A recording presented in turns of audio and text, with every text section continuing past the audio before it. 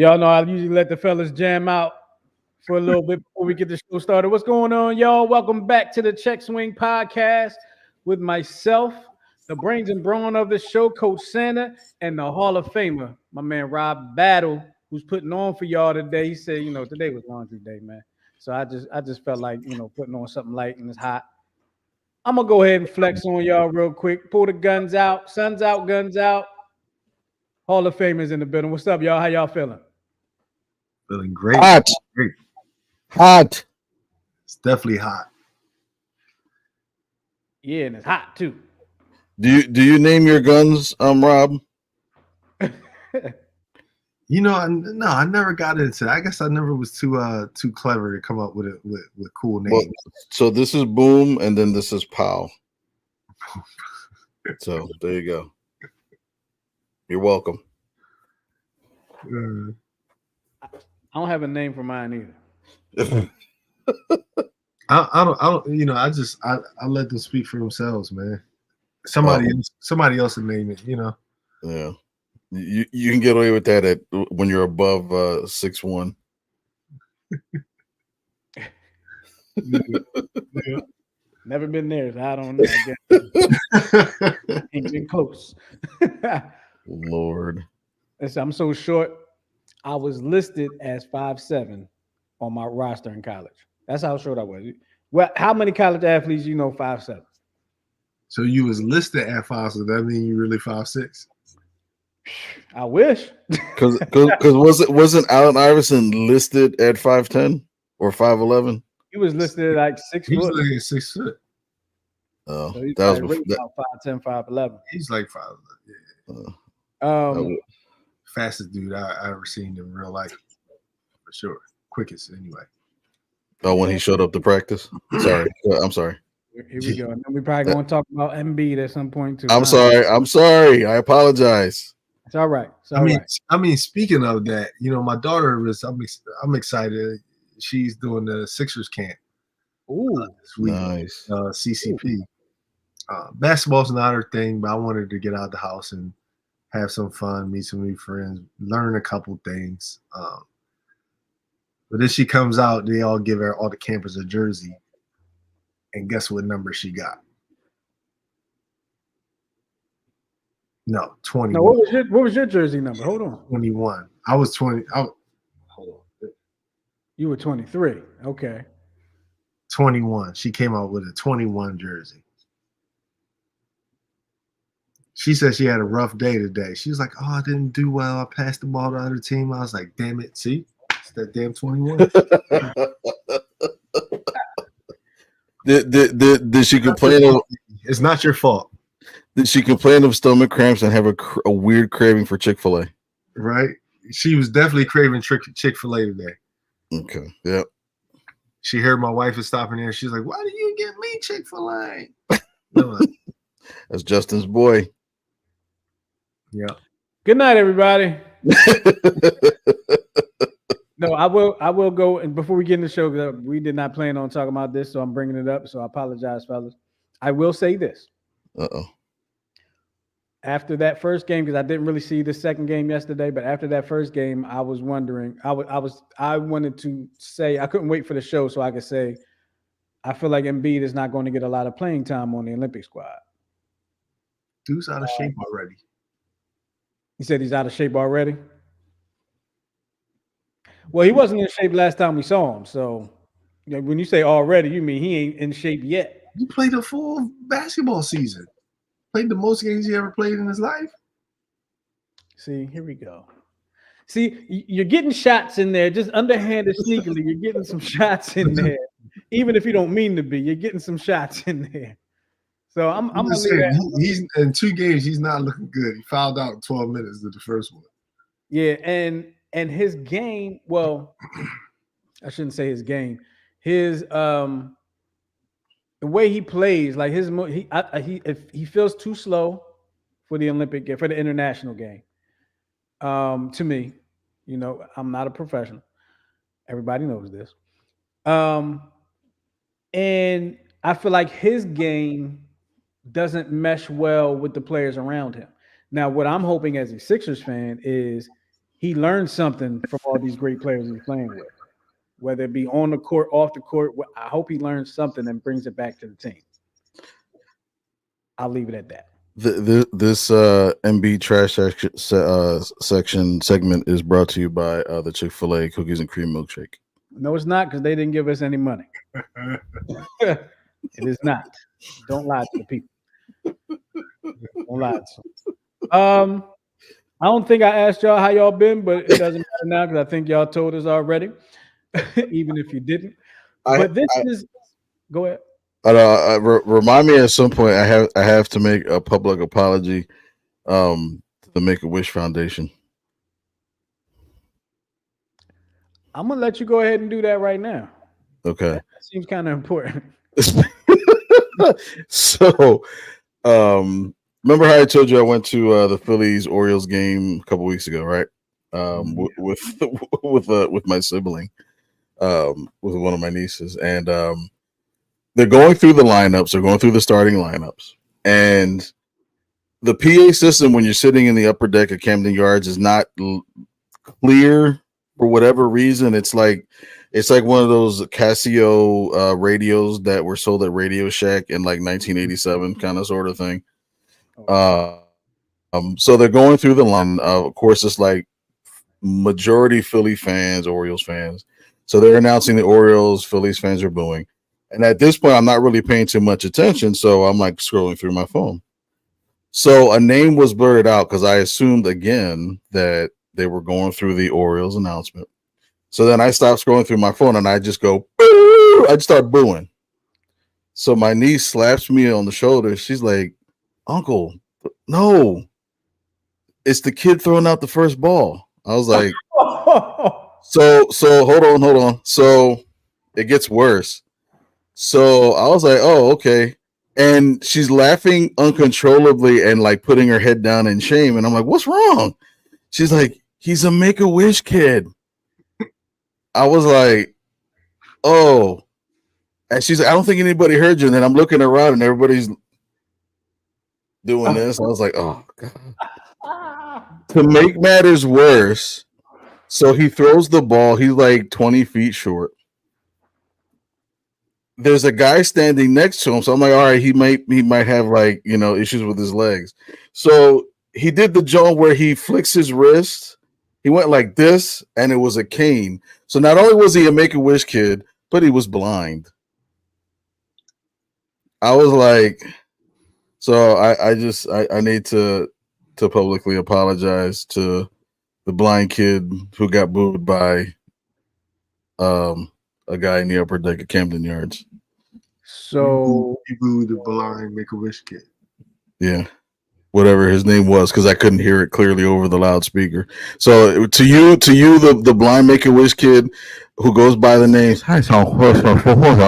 I apologize to you. Yo, I'm gonna have to cut this part of the show and put it on social media. Do what you gotta do, but it's a public apology. So it'll either help us or harm us. But I got that's a funny story. It's kind of funny. I just had to Make-A-Wish kid, but that was kind of a funny story. Yeah, and you know how like it's like you already feel like a jerk, but then it's like it just keeps compounding and compounding. So he was blind, and then he got help to a wheelchair, and I was like, oh my God. Oh my God. Okay, so I would like to take this opportunity to say that y'all need to leave Philadelphia fans alone, because as you can see, fans in Baltimore boo Make-A-Wish kids. Oh, is that? Oh, you just disowned me, even though I was wearing all Phillies garb.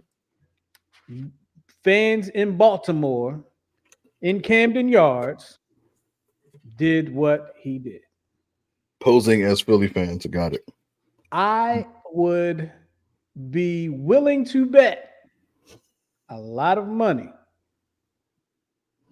99.5% of any Make-A-Wish kid that has come through Veterans Stadium, the Link, Citizens Bank, Franklin Field, RFK, whatever, JFK, whatever it was, Spectrum, core states, Wachovia, all that. Did not get booed by a Philadelphia fan. Beyonce and them got booed by Philadelphia fans. That was Not a big justified. You charging $1,200 for floor seats? Yeah, you definitely getting booed. Even though we boo Santa, you know. Won't boo. Oh, here we Make-A-Wish go. Kid, though. Will not boo a That's Make-A-Wish Santa Kid. That's Okay. where the line is drawn. That Santa deserved to be booed. I listen. It was an unconscious boo. I wasn't even paying attention, and it was. It's So- you know whose fault it is.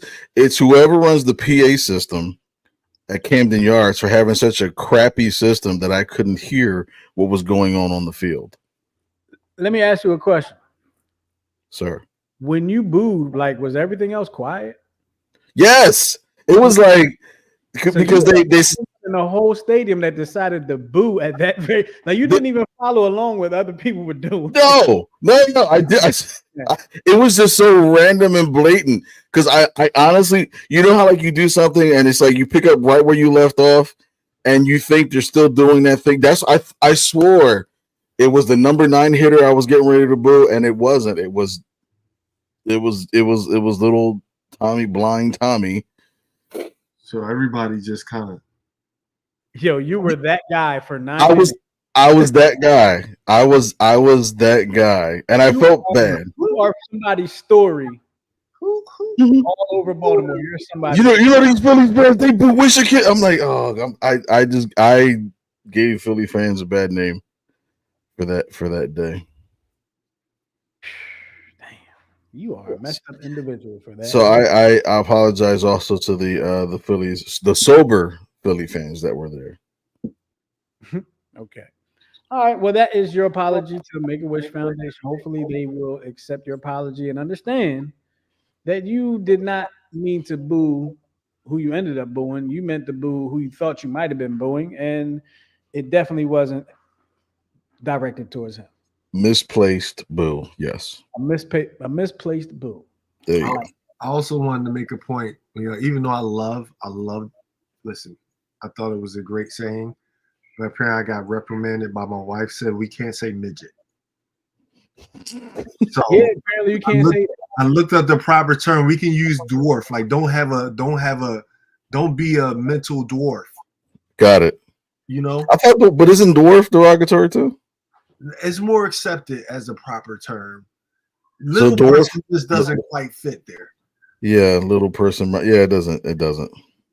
Dwarf feels more derogatory to me. It does, doesn't it? No, but that's an actual term. Like somebody Yeah. had dwarfism. That's Right. it's a medical term. So the M word is not an actual like that was like just like created by us, kind of like other how we create No, words. they've used that. I don't know when it became derogatory, but I honestly thought it was only associated with the Tootsie Roll because they're called midgies. Oh, really? Yeah, they're right. You're right. Yeah, the thicker ones are called midgies. So I always thought I always thought growing up that's what a midget was because I didn't go out much. So I thought I want to have a couple midgets, and you know what I was talking about. Yeah, I didn't know it was bad, but I mean, listen, man, That's yeah. I think that was more recently, like within the last 10 years or so, maybe more, that became a derogatory term. And yeah, I never know. I mean, it is what it is. But it is, huh? Don't be a mental dwarf. Don't be, so it's derogatory to say mental M word. Yes. If you're referring to a dwarf and you use the M word, that's terrible. I guess that's what we're saying. But if you just use that word, period, it's terrible. Apparently, that's not a problem. Wow. Okay. I learned something new today. Yeah. Learned something new. I learned that Rob is a bully because he's 6'8" on the court and he talks about short people.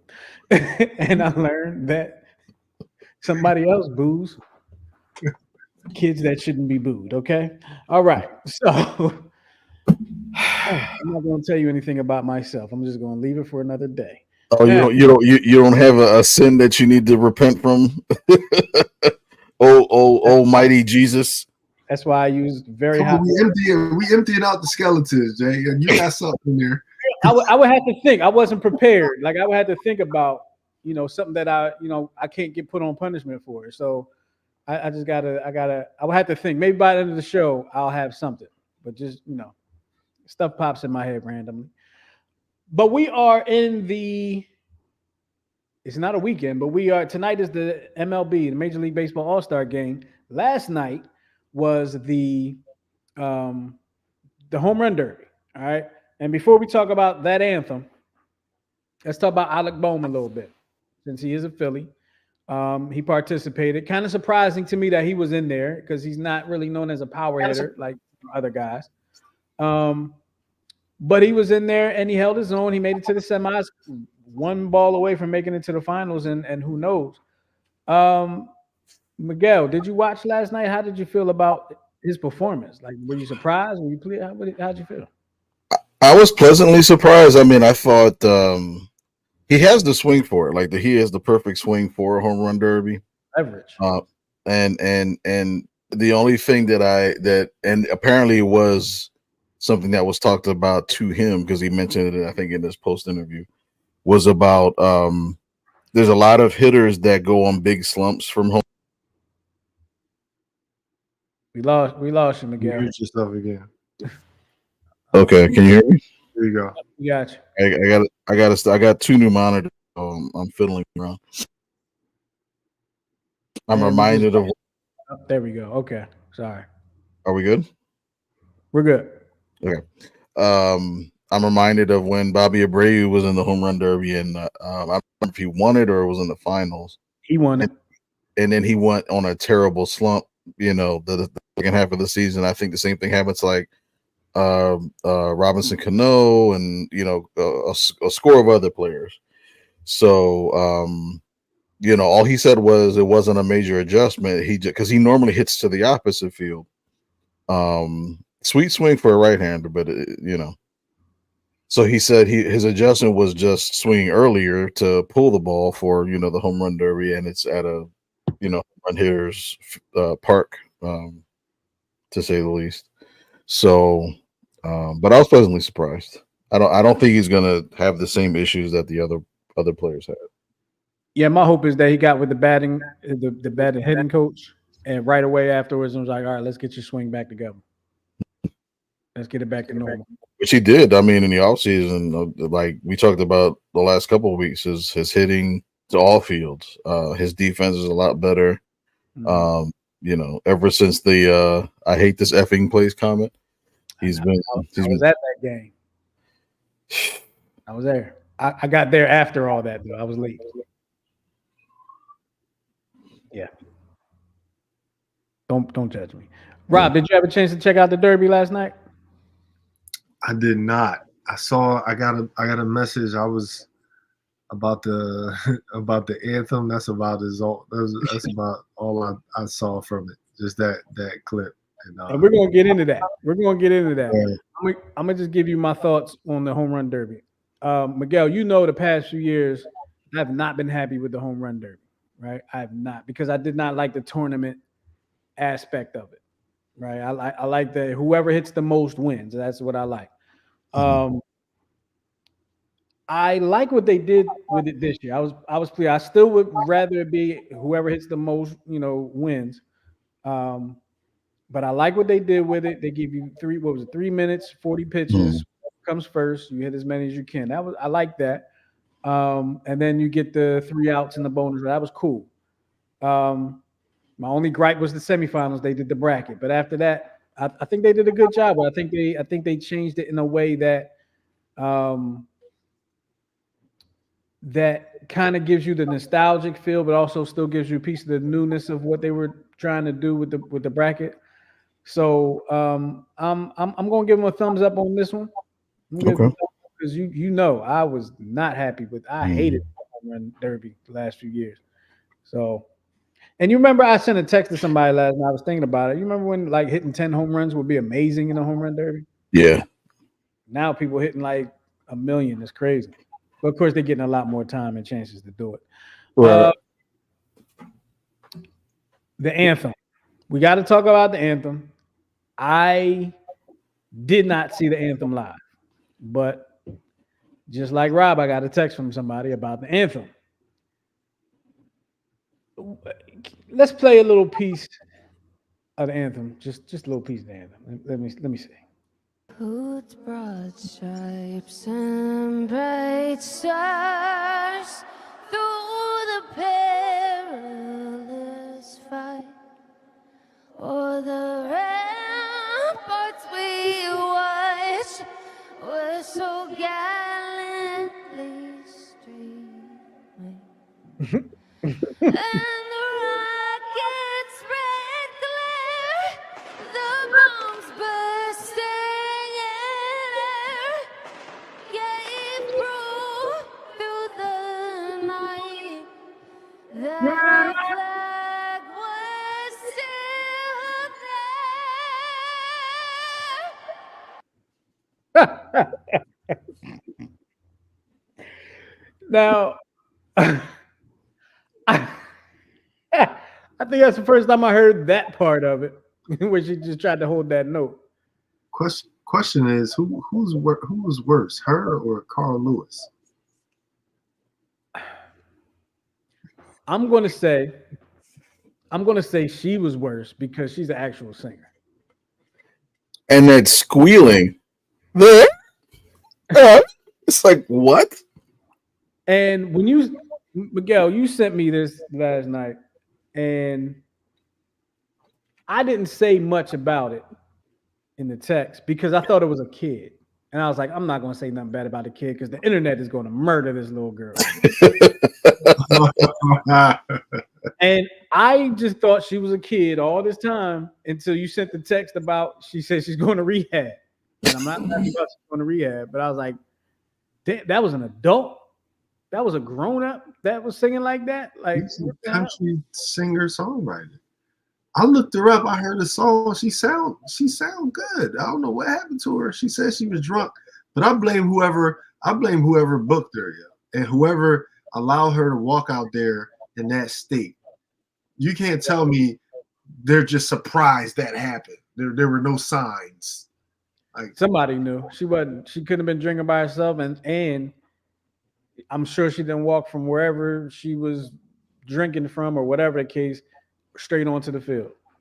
I mean, you paused it perfectly. Like if you the look on her face, she has that, I don't know, that Dana Plato look. Like, yeah, she's hurting. Yeah, and everybody else's ears was hurting all around the stadium. I'm gonna give it a little. Oh, say does Bring it home, girl. Bring it home.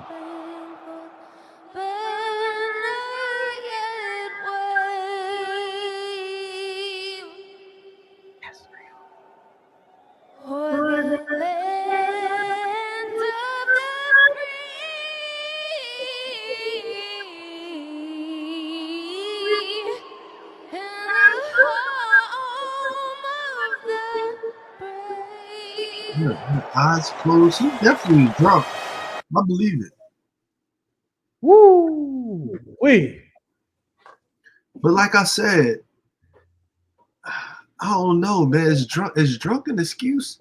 I heard some really great drunk renditions before of any type of song. You know, you got the winos on the street. I had a wino roll up with me and my friends when we were younger. And he busted a note real smooth. Drunk too. Yeah. You know, I mentioned earlier Paul Williams from the Temptations when he sang, you know, Once in My Life drunk. He sounded amazing. He was just drunk. He was just a little wobbly.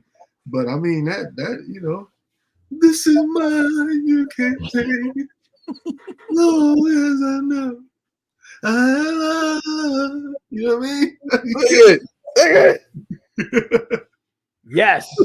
Yes. He even held a note. Heard my plea.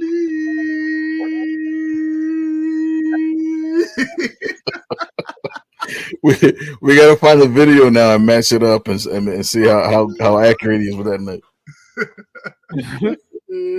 I would don't love know, to know man. what she I was don't drinking know on. if the drunk makes you just that bad. Jesus Christ. I would love to know what she was drinking on. She had to be like, what was she drinking on? And I want to know if she sounded as bad to herself as she sounded out loud to everybody else. Like, does she know at the time that she was terrible? I mean, I will say you have to be at a very bad point for you to sound bad. Like when my man got really bad, it sounded bad. How drunk was she? She wasn't stumbling drunk because she was, she Right. was stood up there and everything. She walked off. So I don't, being drunk shouldn't have made her sound that bad. I don't think. Jeez, girl. Whew. She might Yeah, have been that a whole was. bunch of things. Who knows? Who knows? That was bad. But I was thinking about some of the bad. I was thinking about like Roseanne. Didn't Roseanne do like a terrible? Yeah, but I don't really blame Rose. I She mean, was drunk though. She was just. what were y'all expecting? I mean, yeah, she was What were they basically expecting? hired to be terrible. I looked at it as like a comedic ploy type deal. I don't Right. think anybody was expecting her to bust any notes. Like, come on. Carl Lewis. You mentioned Carl Lewis earlier, but here's one. He was worse because he really like Carl Lewis really thought he was like doing it. He's like, hold on, I'm gonna get it back. Hold on. Carl Uh-huh. Lewis. And it just got worse. Uh-oh. I know. Yeah. Uh-oh. Uh-oh. and think about it. When I heard somebody say, "Yo, Flavor Flav did the anthem," and I'm thinking like, "Oh, this is about to be hard." He didn't do bad. He wasn't bad. He wasn't horrible. He did okay. He did So is better that than Carl Lewis. He did better than so? Is that more of a So is that more of is that more telling about how she really sings and how much technology she needs to sing, Ooh. or Mm. is this the real what's her name Ingrid Andrews? Well, she got a lot of support. When she made that post, she got a lot of support from her fans. I read a comment, somebody said, "I just saw you live and you sound Right. amazing." So, Which I get, but I prior to this I actually never heard of this person, right? neither I had no clue who she was when I saw her. But it was like so. All right, like this, right? About last year, end of the summer, big concert at Camden Yards. Paul McCartney. Everyone knows Paul McCartney. He's been around for 1,000 years. There were people that were recording Paul McCartney, and he decided he wasn't going to use the auto tune for this concert. And you could tell he didn't use the auto tune for his concert. But the songs were so legendary. Everybody was, singing, na na na, hey Jude, all the songs that they're popular for. They didn't give a damn because he's way past his prime and whatnot. But we know like a lot of singers nowadays need some sort of assistance. They're not. But the majority aren't singers; they're entertainers which is right. who can hold some sort of a tune. Yeah, that is true. Very true. Like the two like record yourself, Rob, singing the Paul Williams song, right? And then link it up to some auto tune. I guarantee you're gonna have a Grammy by like give it a year. You know what? I need to do that. And you know what? We have to. We should come together and just create a catchy tune. Remember, it don't have to have any substance to it. As long as somebody could dance to it, we can go platinum. We can. Me and Justin will handle the sounds. I'll do the high. Just some. I'll just make up crap. Like, we could just do a mumble rap. I mean, look at that song. It's like the lifestyle. What are you saying? You're not saying anything, but he got hit. He got hit. Tell me we can't do that. Tell me one of us can't do that. So I want to say yeah, right? But I feel like that's like our parents listening to our music, like, what's he saying? What's he saying? I could do that. No, you can't. No, Justin. We can't do that. We can't do this though. The mumble rap, we can do this. You ain't saying nothing. I think they're hearing something that we don't. That's all I'm saying. The importance is we get a nice. We gotta have a sick beat. That's what does it. That's the big thing. That's it. Big B. I will give you one other anthem that was terrible. I forgot what year it was, but it wasn't that long ago. Fergie. Fergie at the NBA All Star game. That was a couple of years. Oh, that's the jazz singer, right? She was all wild, like and the Rockets, like that. It was that one, right? She was all waspy or whatever. Black Eyed Peas. Black Eyed Peas. Oh, okay, Yeah, Fergie. And she was bad. She was bad. Like people were covering their face, trying not to get caught on camera laughing. The players. I'm talking about the players. So it was pretty bad. And then she ended up with let's play some basketball. No, just roll, okay? Please roll out. Miguel, you put something on here. Just sticking to the theme of baseball, real quick. Because I'm interested in hearing about this. Ranger Suarez losing his velocity right now already halfway through the season. He's thrown 52 more innings than he's ever pitched in his career. At this point in his career. At this point in his career, it's the most innings he's ever thrown. He's going, because he's going a lot longer in games. Yep. This year he's going 9 innings. He's going complete games. He's got a complete game. He's got a couple complete games, I believe. Tell me about this, Miguel. He's losing his velocity. What's happening? Well, part of it. You remember he was actually listed as an all-star. Then they replaced him. And they said it was due to some like back soreness. It's like, okay. But it's kind of like the normal, I guess you could say, progression of a pitcher. The longer they pitch in their career, every year they kind of, match or pitch more than they pitched the year before, which is what's supposed to happen.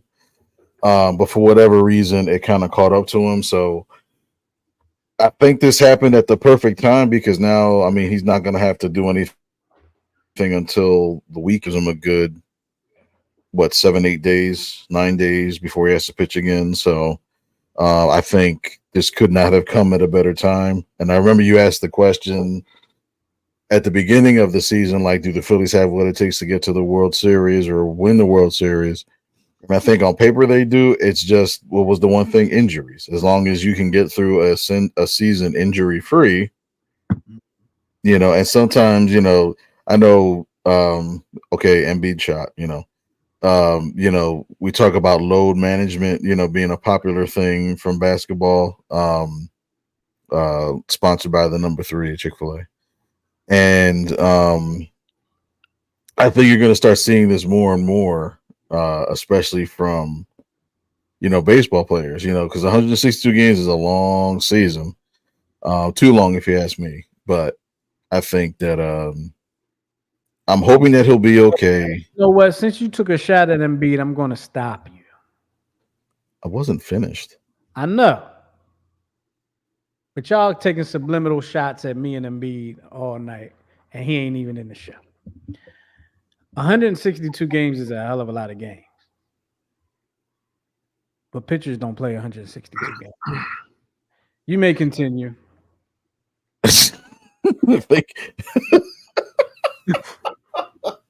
Thank you, Wise Kimo Sabi. Just like if he doesn't play all his games, pitchers don't play all their games. What's pitcher doing getting hurt? He don't need to be getting hurt. He don't even play every day. Well, I'm not the resident, baseball expert, but the stress that they're putting on their bodies with, throwing that ball at that type of velocity so many times, even when that's why they need those. They don't pitch back-to-back days. Correct. Here's what I'm not going to do. Here's what I'm not going to do. I'm not going to argue with Rob about the stress that an athlete puts on their body on the basketball court. I'm not even going to mention it because I can't even make the argument because Rob has really done it.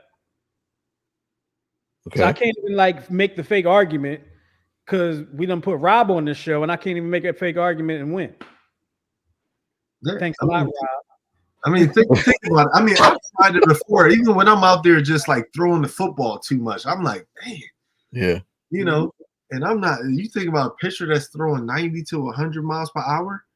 And you've seen them post interview, and they have this big shoulder thing, I don't know how to do it, man. I don't know how to do it. Your shoulder has to be so strong as a quarterback or a pitcher to throw that many, to pitch that many, Guess what, Rob? that's Guess such a what? high pitch count. Guess what? Back in the times before us, they threw a hell of a lot more than they do today. No, for sure, for sure. Like good old Satchel Paige. Satchel Paige would throw 2-3 games a day. But here's my thing. You said 162 games is a lot. I didn't play baseball on the higher level. What would you say to people who say like, yeah, you're playing 162 games, but a lot of times you have a lot of downtime during a game. It's very slow. You're standing around a lot. Outside of the pitcher and the catcher who was constantly in a squatting position, which is tough. Like, where's the bunch of the stress coming for the other players who? I mean, I know the sun, you're out in the heat, things like that. But in terms of physical stress on the body, like, it's not just the physical stress, and they're starting to kind of like discover this more. It's also the mental stress because when you're playing the chess game, on the base pass or at the plate, trying to figure out pitches, That's why like you'll see like players more often not go on like 0 for like 30 slumps, or they won't get a hit for like a week or two, just from the sheer mental aspect of it. Because like think about it, like when you play basketball at your highest level, when did your day start? Off season or in season? In season. In season, probably up like 7 or 8.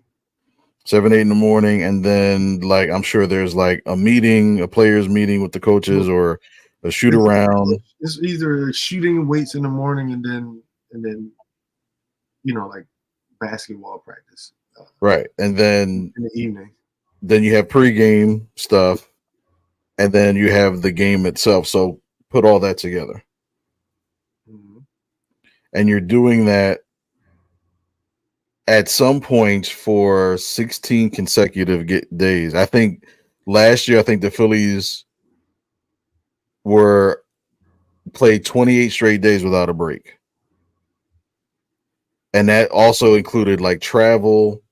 I mean, you're traveling in like, chartered jets and stuff like that, but it's still, it's like more of that stuff. You know what I mean? And with baseball, like not to diminish basketball at all, but at least you have like a true travel day. Whereas like if the Phillies do a 3-game series in Cincinnati, after that third game, they got to fly overnight to like Colorado and then play that next day. You know what I mean? So it's not just what's on the field. It's also the stuff that they have to do to prepare for that. Yeah, I think it's similar for overseas. Like when I played in Venezuela, they did something that I haven't seen. Like in the playoff, we had played a 7-game series. We did 2-3-2. We played all the games back to back. So like we started at home. We played, let's say for example, we played Monday, Tuesday, and we traveled Wednesday, and then we played the 3-game Thursday, Friday, Saturday, and then we traveled. So it's like, I mean, everybody's different. I didn't have a problem with the mental. It's tough playing 3 days back to back a basketball game. I believe that, yeah. Physically, but like the mental part. But like, what I love about it is like, it's the game. Like that's the fun part. Practice is the hard part. Like the games are the fun part. So I go out there and I'm like, oh, I get to play a game. I'm excited because practice is like, man, when's the game? Right. I'll add that to both of y'all points. I think the fact that there is the baseball is not as grueling on everyone as like football or basketball or some of the more contact sports, more contact than baseball, that they can play 28 days straight. You know what I mean? If it were basketball, no way. No way any team is playing 28 days straight at any level. So, And but I think that lends to that. it's tough because then you go certain places. When I first went to Spain, we played one game a week. You So said one a week. one game a week. So you can imagine what we was going through the whole week. Practice, practice, practice, 2 days. I'm like, damn, when is the game? Damn. We used to pray to have games like on what was it, Saturday, because typically it give us like 2 days off. We'll get Sunday and Monday off. But we played Sundays, which my team did. You only get like the Monday or whatever, and then you right back at it.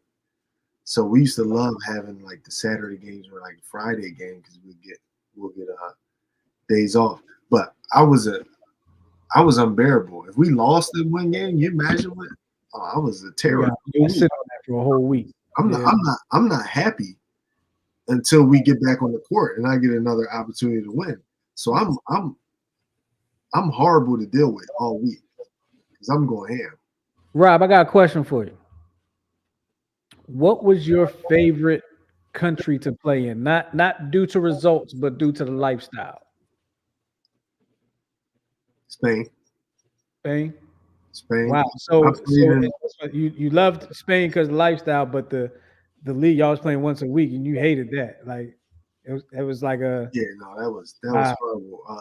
The first few years I played in Spain, being in the second division, you playing that one game a week. That was I think even in the top league, when I was in the top league, ACB is like one game. Yeah, that's the hard part. That's what really practice is what wears on you.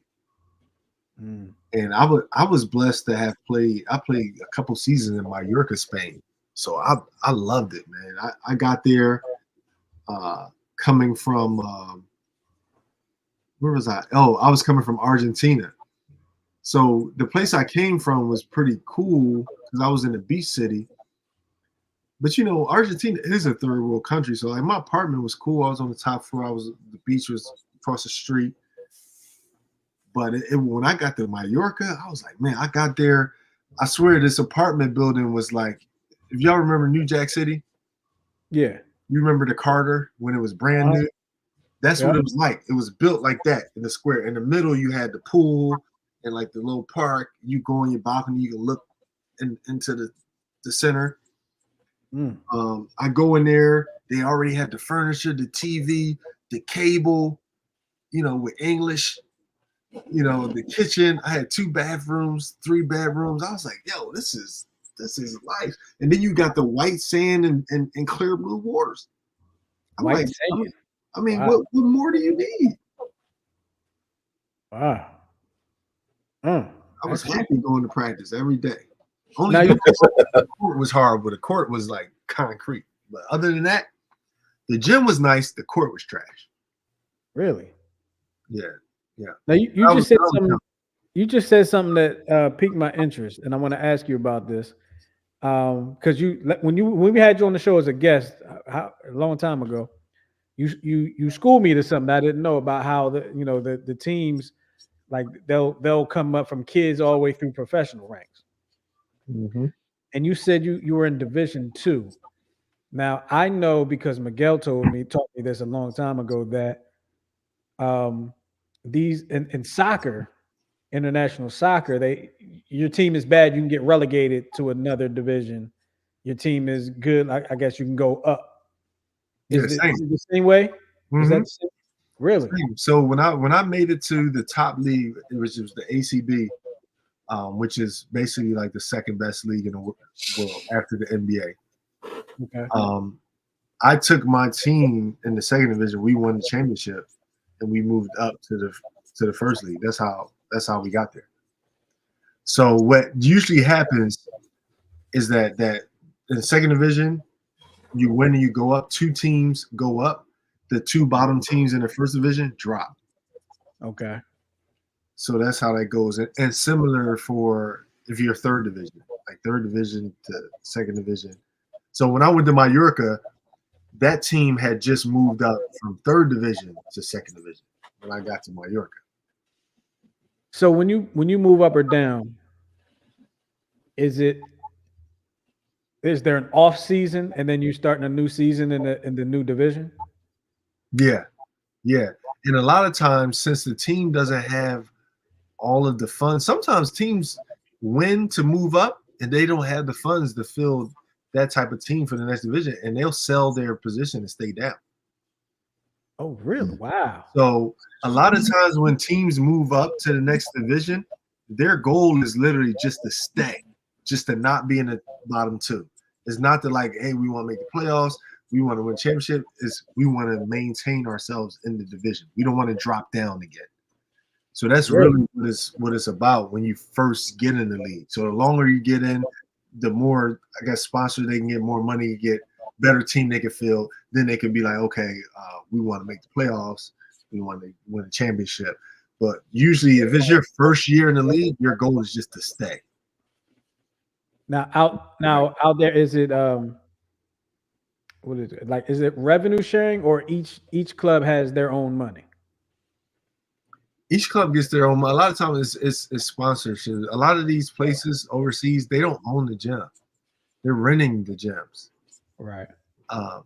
Argentina is a little different because they're clubs. So these are clubs that people grow up in their whole lives. That's why it's so like they're so passionate about it. So the club owns the gym, so that belongs to the team. But like when you get to Spain, they're typically like renting the gym outside of like, you know, Barcelona, Madrid. Like the team I played with in Valladolid, they were renting the gym. So there was times where we had to play another place or practice another place because they had a concert there or something like that. We got bumped out because they were having an event. Somebody paid to have the gym, and we gotta move. Interesting. So That's interesting. And it just for I didn't even want to get into that. It's a whole another show. We're running short on time. Yeah. Real quick, college football 25. And that's why I couldn't find. I put the wrong. I was looking at college football 24. I'm tripping. That's why I couldn't find what I was looking for. But anyway, college football 25 is dropping this week. Has dropped for some people. I've heard. You know, whatever the case may be. Hit us up. Call us. If you have played the game, let us know your feelings on it. Let us know your review. Miguel, I know you are a gamer. Rob, I don't know if you are or not, but you can let me know in a minute. Are you excited about this game? Will you be purchasing this game for your collection and your enjoyment? So,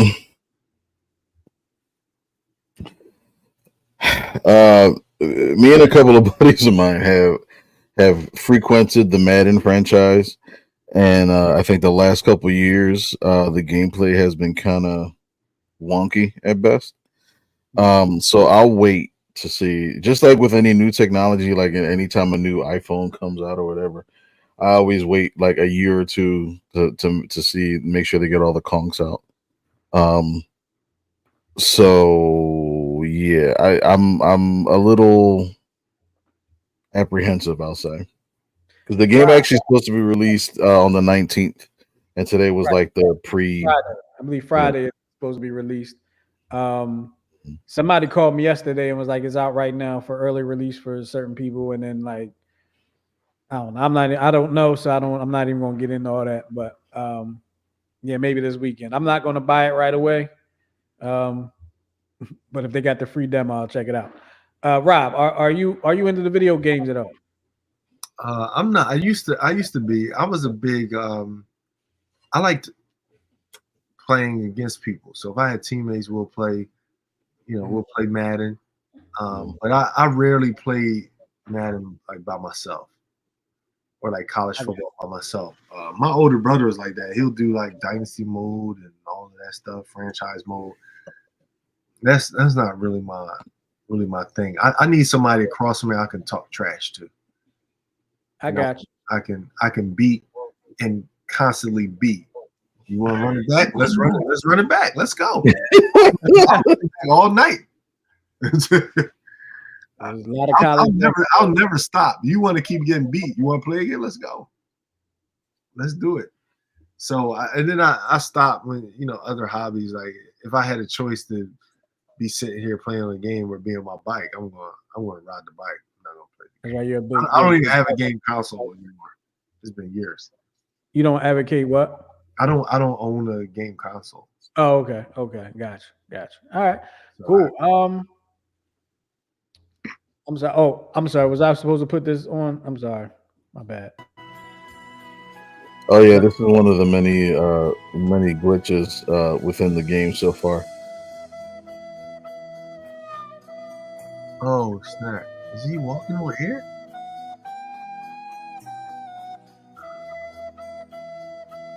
Yeah. Oh, snap.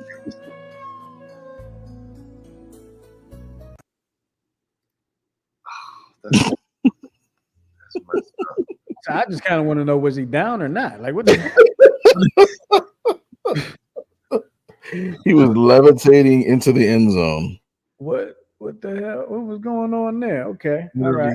Literally a Skywalker. And then they was running underneath him. That was kind of funny. All right. Two sad stories to tell you about. A couple days ago, the world lost Super Bowl champion with the Baltimore Ravens, Jacoby Jones. I said he died peacefully at his home. I don't know the circumstances behind his passing. Miguel, Still what not, did you find out? Still there's coming out. still, yeah, the family hasn't come out with anything.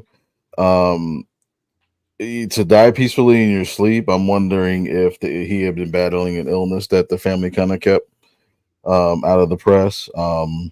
Apparently very beloved. Like there was a couple of people that came up to me that were like, "Hey, you heard about Jacoby?" I was like, I had to remember that this happened over the weekend, and because he was on the last Super Bowl team here with the Ravens. So like, and we're only talking less than what 2013. That's just a little over 10 years ago. And a couple people actually thought he was still on the team because I mean, what caught me was the age 40. It's like 40 years old, so young, Yeah. 40 years. I didn't hear about that. Yeah, he was found in his home in New Orleans, I believe. But they said he I've heard stories of people passing away at a young age from natural causes, but I'm like, what does that mean? Like, how do you naturally die at 40? Yeah. I guess they just, they say you died in your sleep. When they say that, elderly people die of natural cause, I just assume that's a nice way of saying it was their time. Right. You said he died of old age because that's not what you die from, but it Right. was their time. I feel like I'm getting congested during the show. Like what is going on? I'm transforming into a person.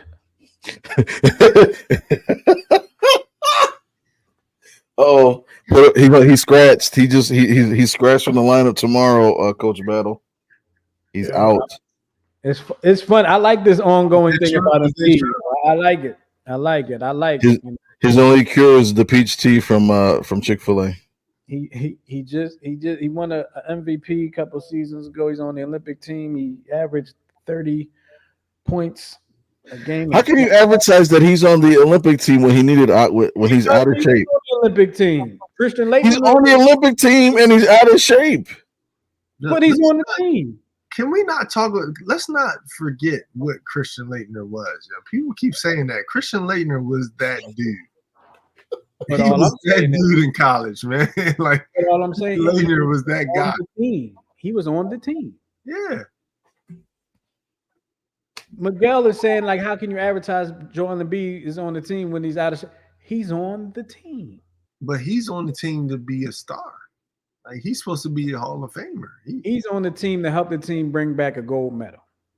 Yeah. And hopefully, when are you going to start helping? When the Olympics start. Can't help from the bench. He's going to flip the switch, huh? Here, listen. If he's on the bench, if he does not play 1 second in the Olympic tournament, I guarantee he participated in practice. And I'm gonna go ahead and give Rob an opportunity to lie and say the guys that don't get into the game that are just practice players don't play a role in the team winning a championship. So you're saying that his I'm not really sure what I'm saying just yet. You saying he's like Glenn Big Dog Robinson? That's what you're saying? When he redshirted Purdue, they were like, "Oh, he killed us so bad in practice that he helped us get here." Type deal. That's what you saying? Yeah, kind of. Yeah, that's kind of what I'm saying. You just told me he MVP. That's what the MVP is supposed to do, or he's supposed to make an impact in the games. What did I say last week on this show? This team is full of stars, and somebody's got to be the 12th man. Why would it be Embiid? It could be anybody. Everybody. No, it cannot be anybody. It won't be Anthony Edwards. It won't be Jason Tatum. It will not be LeBron James. It will not be Kevin Durant. It will not be Anthony Davis. So what are we saying? Who else won't it be? It won't be Bam Adebayo. It won't be. I'm gonna tell you who it's gonna be. It's gonna be Tyrese Halliburton. Well, it'll probably be Derek White now.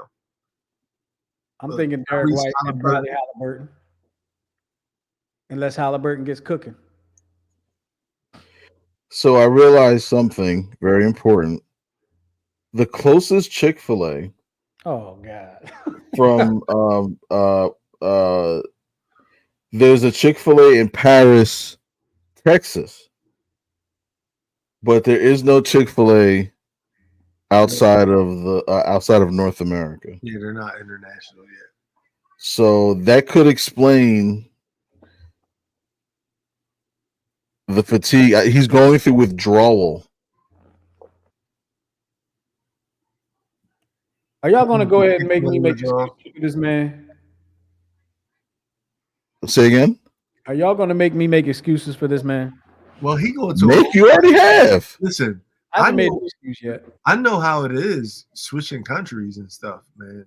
He about to go to Paris. He definitely going switching the foods and stuff. He probably going to get the bubble guts. He probably going to have a tummy ache when he get out there too. Chick-fil-A is expanding to Europe and Asia in 2025. Look at that. Look at that. You're saying. Rob, have you ever had an injury on the court that kept you out sometime?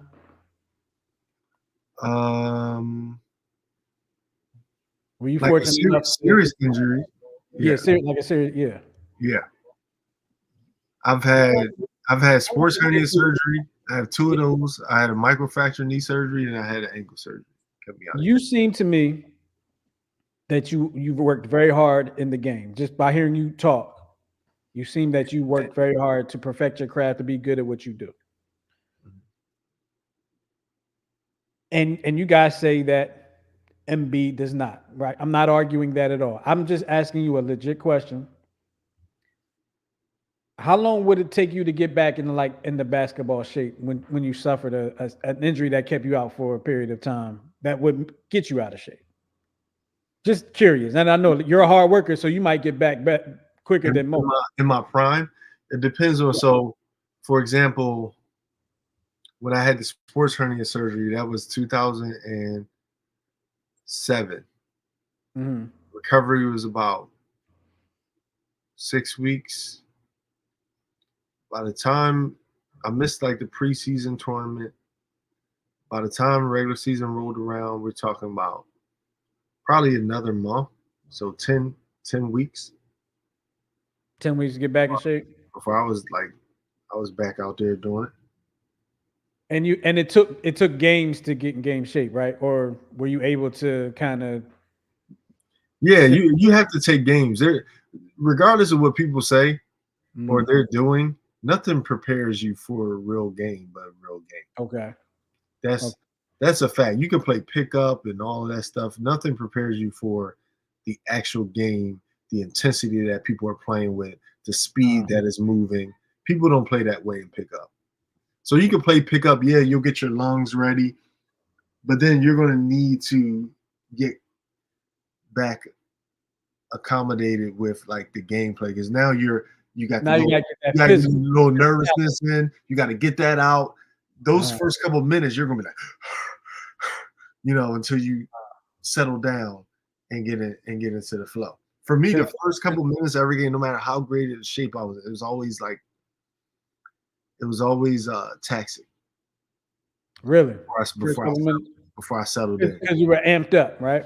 But I was able to dispel that because of the way I warmed up. So the key is to warm up and get that out during the warm up. So now when you jump ball, you ready to go. Gotcha. Would you say? Miguel, look like you can't. We can't hear you. We can't hear anything you're saying. And now you're muted. Nope, we don't. We. Hey, can we get the technician over to Miguel? Can we? Yeah, get on over to Miguel. We need the technician. Man. Nope. Oh, there's some just. Hello. There we go. We got you. All right, Mr. Chairman. Can I speak? The floor is yours. The floor is mine. Okay. Mr. Hall of Famer Robert Battle. Have you ever attempted to play or practice basketball after eating several number ones, replacing the drink with a milkshake? Can't say that I have.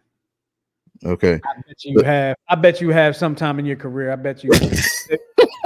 Argentina, they got the number one. I don't Deluxe. know. Got something down there that you enjoy. No. You know what? I will say this. I mean, when you're young, you AAU, all they know is get everybody McDonald's. So you playing games, you play like 3 games, you get McDonald's, and you play the next 3 games. Yeah, when you 14 to 16, maybe. Yeah. You could do that. Not when I'm a professional. Crapping out packing peanuts.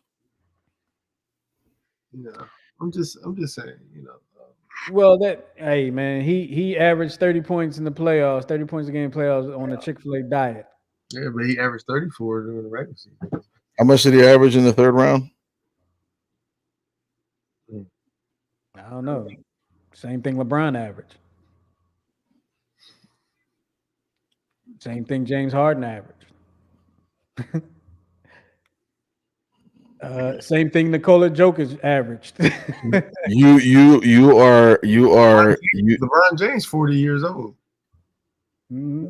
You are becoming the Amber Rose of the Embiid saga.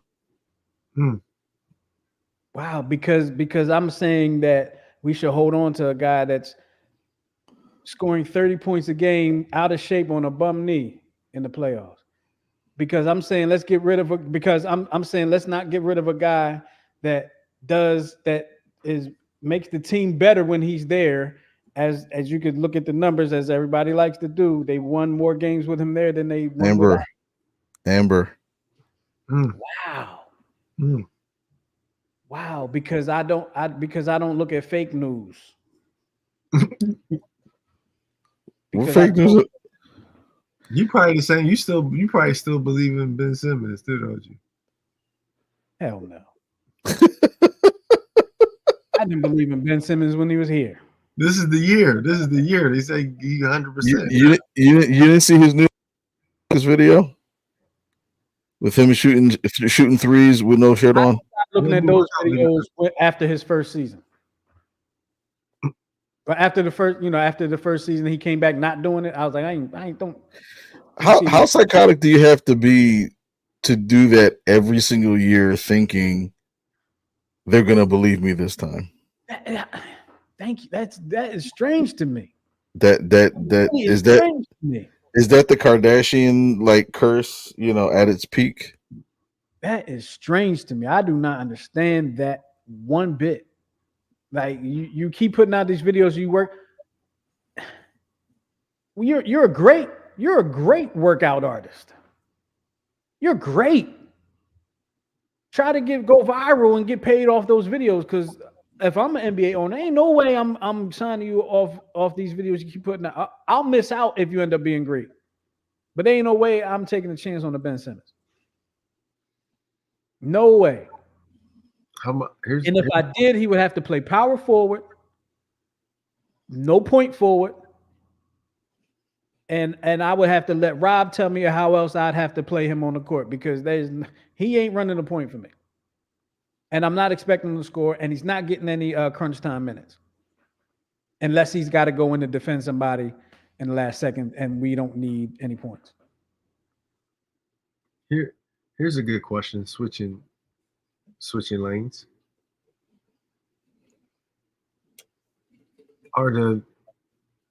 Will the men's sprinters bring gold back to the Olympics? Will we reclaim the 100 and the 200 gold medals? It's been 20 years. Has it been 20 years? It's been 20 years. Michael Johnson, right? That's right, because the Italian dude won the last. I think it's Gatling. It was Justin Gatlin. Okay. It was Justin Gatlin. The 100, and then I forget the 200. It was Justin Gatlin. Then Usain Bolt started winning, and then the last Olympics, the Italian guy, well, I can't remember his name, was Italian guy. Yeah. In the 100. I think the Americans have a great shot at it this year. The 100-meter dash has been crazy this year. Like times have been crazy.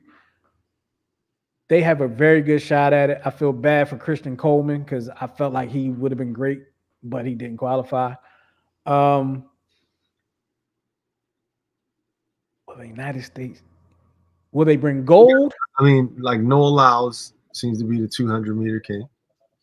Seems to be I don't know that. if he'll win the 100 or not, a gold in the 100, but he should get a gold in 200. I think it seems to be a few folks that can potentially win the 100. The 100 is going to be tougher. Absolutely. I think the 200, I think if I had to put smart money, I'm putting the smart money on him on the 200. And I'm putting scared money on him in the 100. But in my heart, I feel like Kung Fu Kenny Bednarik is going to win the 100. I don't know why I feel that way. I just had this feeling Kenny Bednarik is going to win the 100.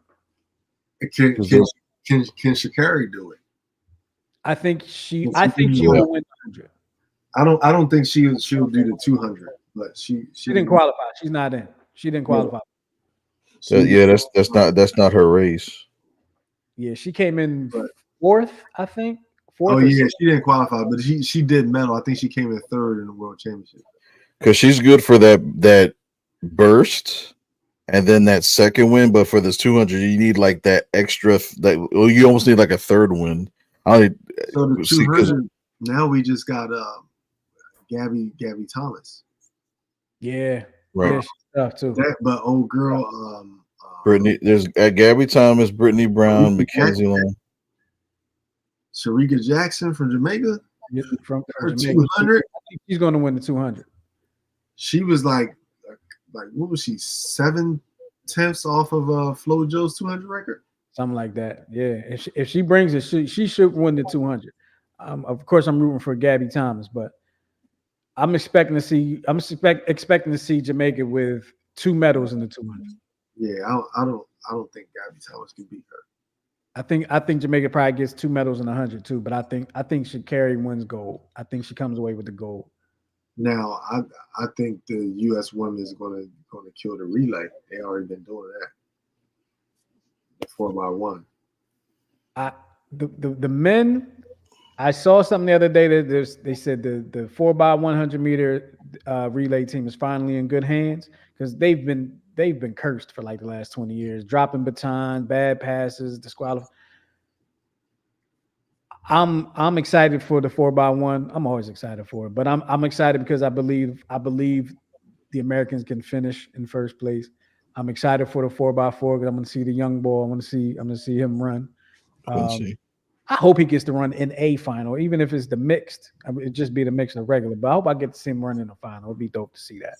I don't want to miss him because he ran at 2:30 on a Tuesday, and I was, you know what I mean. So what about this WNBA All Stars versus the Olympic team on Saturday? I'm curious to see that. I didn't know about that. Yeah, the WNBA, the All Stars are going to play the Olympic team. Ooh, like a little exhibition. Like I don't know what time. Let me see. What time is it? Well, I guess I got to go with the Olympic team because I'm going with the Olympic team because I'm going to just assume they got the best players. I It mean, looks like it's going to be this Friday at 11. it's Friday. No, it's the 20th. Right? Says the 19th pre-release. So yeah, let me see. Well, it depends on what country he's into. No, it's here. It should be here, but you know.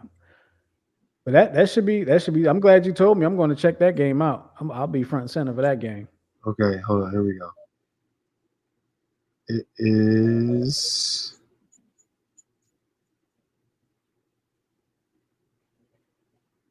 It's on the 20th. At 7, right? Looks like it, yeah.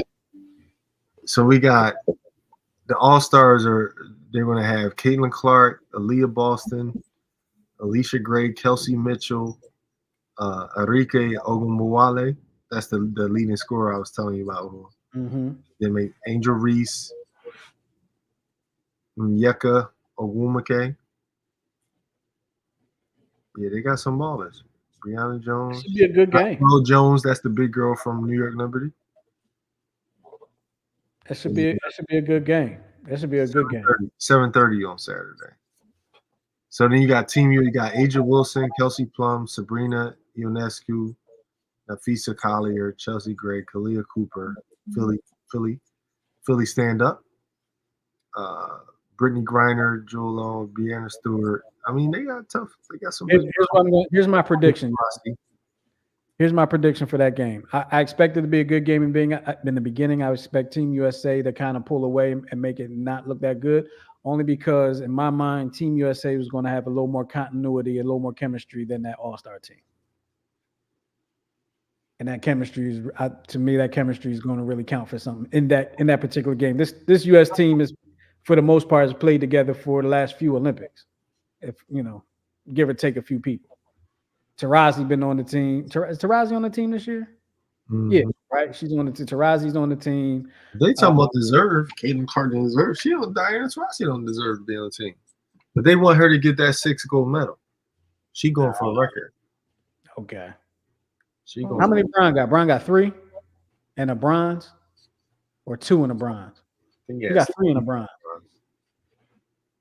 He got 3 and a bronze. I don't know. Yeah, 3 and a bronze. Thanks, Allen Iverson.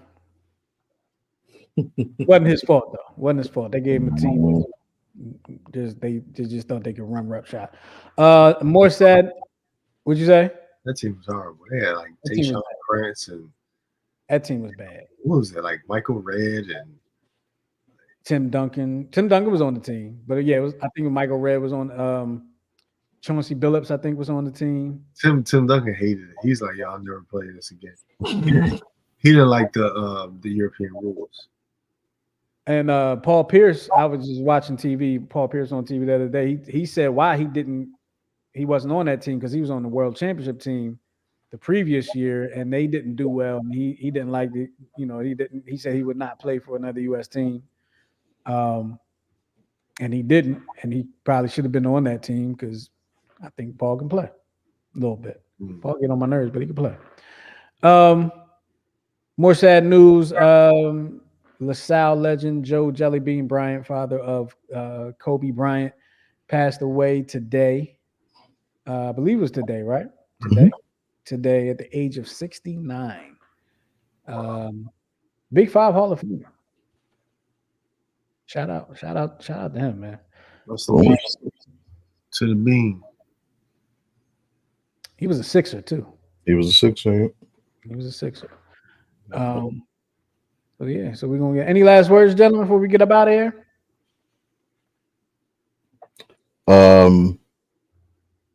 Dwarfs do not mind being called dwarfs. It's not looked at as a epithet. But they would rather just be called their name. Okay. Thank you for that. Appreciate it. Appreciate it. I wanted to end on a soft note. I didn't think about something that I did, but I'm sure by next week I can find. I think I can think of something to tell on myself about. Mm. Miguel probably knows something I did that he was around for something I did, and I don't know. Maybe. What? I'm just saying, if I did something when we were together, Coach, I probably did something stupid somewhere, and you were probably there to witness it, and maybe. I mean, other than noises, I can't think of anything. Okay, cool. Yeah, because I don't do nothing. I don't. Look at high and mighty Moses over here. I'm boring. I don't do nothing. I don't do it all. All right, well, we're going to get out of here. We appreciate y'all hanging with us on the Check Swing podcast with myself, the brains and brawn of the show, Miguel, Coach Miguel Santa, and, of course, the Hall of Famer, Rob Battle, in the building. We're going to get up out of here as soon as I find all the graphics I need. We're going to get up out of here. We appreciate y'all hanging with us. We'll talk to y'all next time. Peace.